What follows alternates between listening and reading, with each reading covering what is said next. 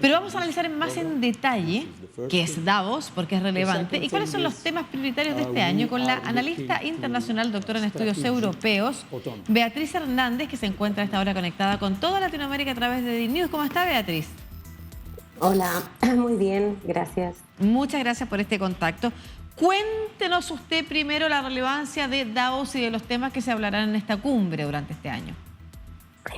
Bueno, en primer lugar, el tema más importante es la inflación y las posibilidades de una recesión mundial en el 2023.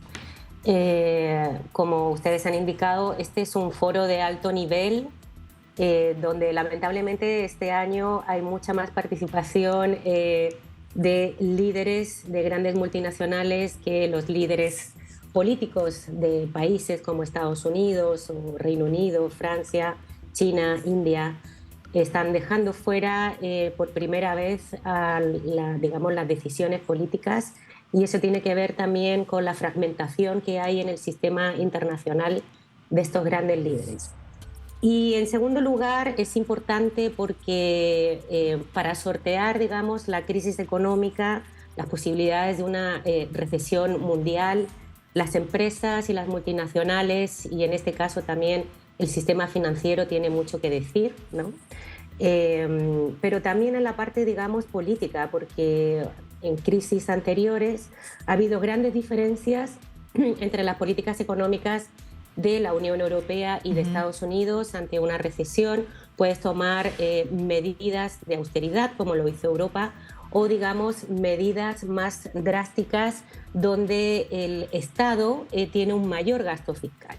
Y siempre es importante entonces discutir cómo va a estar el sistema financiero, cómo van a actuar los países para reducir la inflación, que evidentemente para reducir la inflación tienes que tener un menor gasto, tanto público como privado, pero a puertas de una recesión la disyuntiva es si hay que gastar más o invertir menos.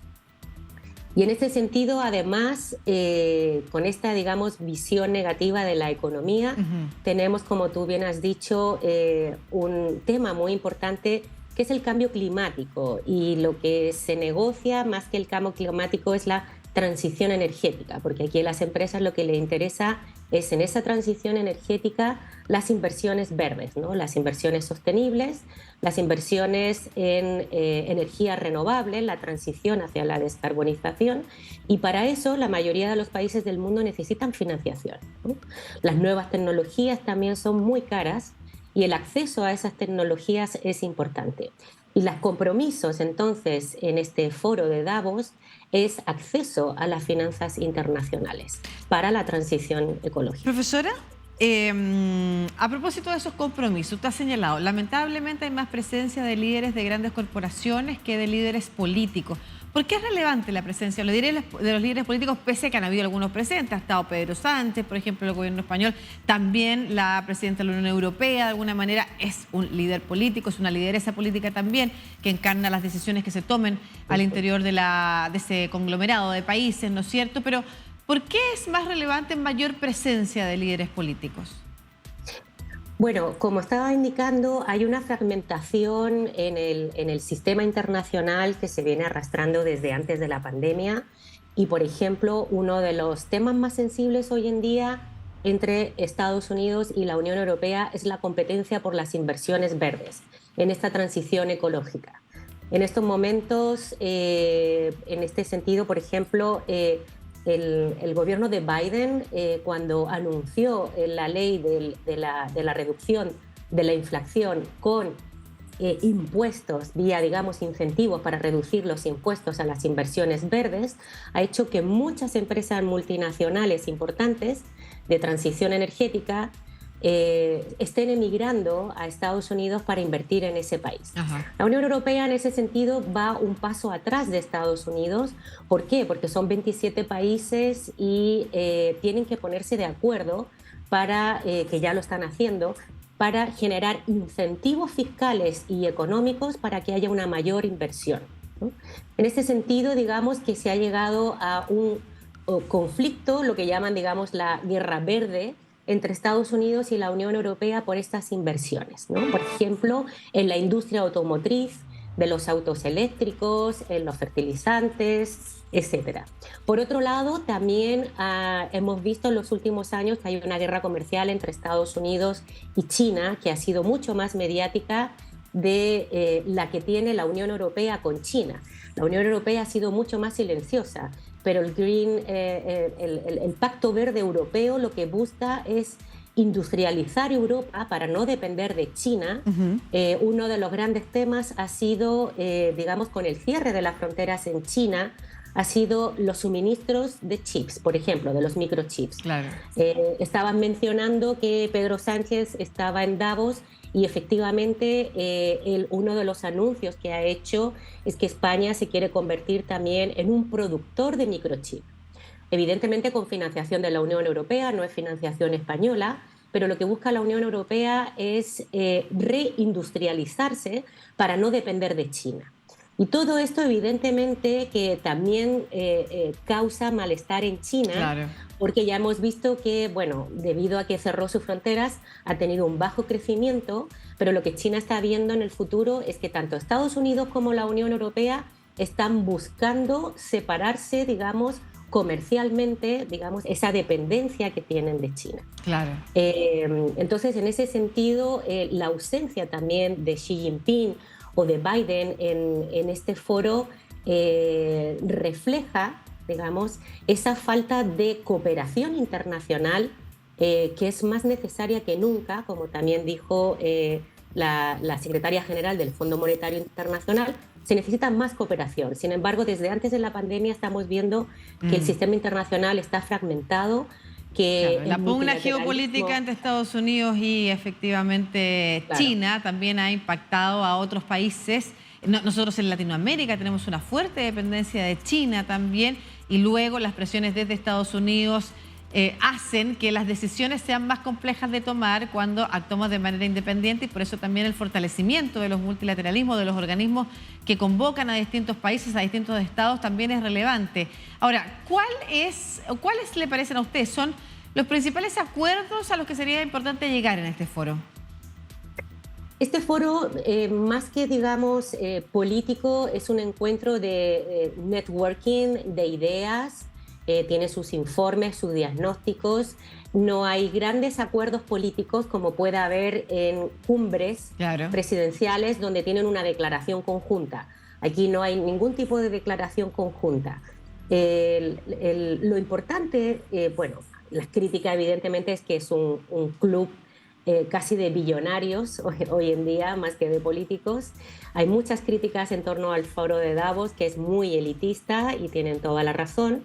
Y hoy en día, evidentemente, es mucho más un foro empresarial que político, pero es importante tener todo encuentro al mayor nivel posible de jefes de Estado, de gobierno, con las empresas, porque las alianzas público-privadas son necesarias tanto para lidiar con el sistema financiero, económico global, como también para la transición ecológica. Claro, y por eso mismo, y precisamente en esos dos puntos que hoy necesitan acuerdos urgentes para avanzar con, efectivamente, o de la mano de los grandes capitales, ¿no es cierto?, o los grandes sistemas financieros del mundo. Los acuerdos que se puedan llegar a establecer, no como usted dice en términos de países, de firmas de tratados, sino que en términos de consensos, de discursos sobre qué se tiene que hacer, los mensajes que se emitan en torno, por ejemplo, a cómo abordamos esta crisis social económica que vive el mundo, ¿no es cierto?, y que puede incluso agudizarse durante este 2023, y por otro lado, la transición hacia la transición energética, por un lado, y efectivamente de qué manera se enfrenta la crisis climática que puede terminar afectando los negocios en el futuro, ¿no es cierto? No hay posibilidad de desarrollo con un planeta con este nivel de destrucción. Esos discursos, esos acuerdos son importantes que existan también como consenso en el mundo empresarial, ¿no es cierto?, en las grandes élites empresariales. ¿Se espera que sea posible avanzar en esa línea? Sí, desde el año pasado hay un acuerdo sobre las finanzas internacionales para la transición verde, donde se comprometen a tener un mayor acceso a la financiación internacional para los países que más lo necesitan, para los países en desarrollo. Y, por ejemplo, también ha habido un avance también en este foro económico mundial, incorporando mayores cuotas de género, mayor representación.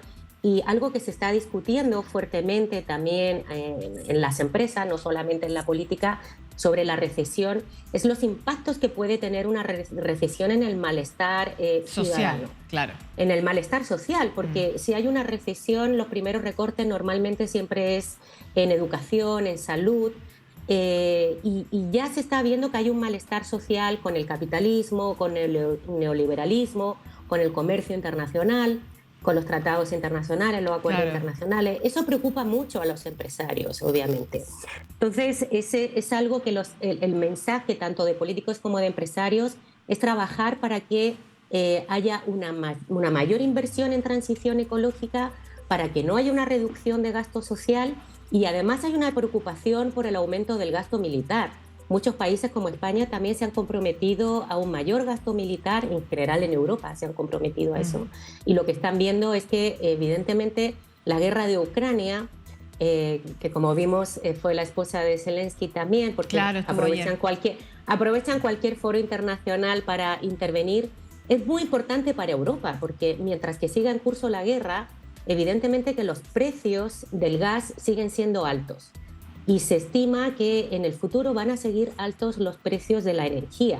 Y eso afecta evidentemente a la economía de todos los países, pero también de los ciudadanos de estratos socioeconómicos más bajos. Claro que sí.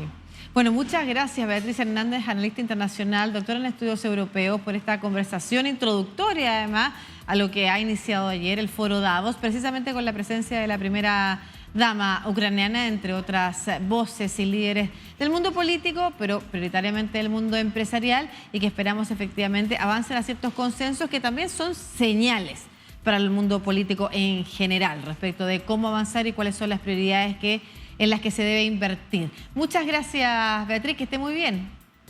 Muchas gracias.